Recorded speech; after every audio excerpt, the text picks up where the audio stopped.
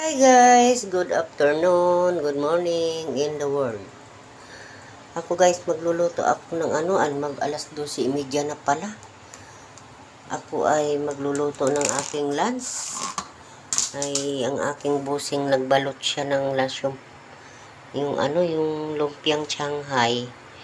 Kaya pag oras lang na magluto, yan, kunti-kunti lang ang pagluto guys kasi pangit kasi yan paglutuin ng yung malamig na. Masarap to pag mainit lumpia. Siya lang gumawa niyan. Yan. Tapos mayroon akong isang preto na iinitin ko din. Initin ko na yan. Yan. Tapos dalawa lang nito.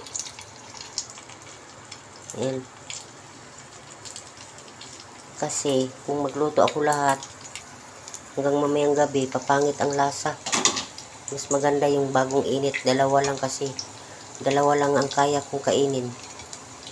Yan. Yan ang ulam ni Inday ngayon. Lunch. Yan. Init-init ang manok. Sinabay ko na. Kasi gutom na talaga ako guys.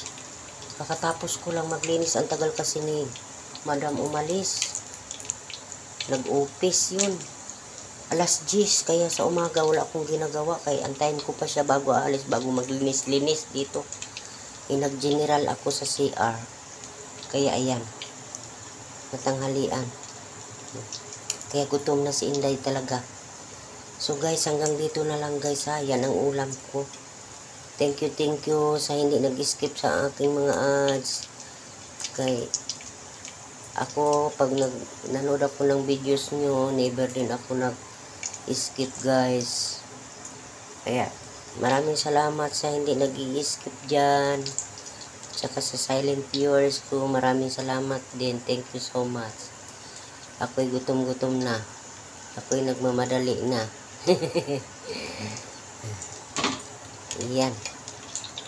Kailangan kasi mahina lang ang apoy kasi yung karne baka di maluto pag binigla natin. Yan. Thank you for watching guys. Salamat sa inyong lahat. God bless us all.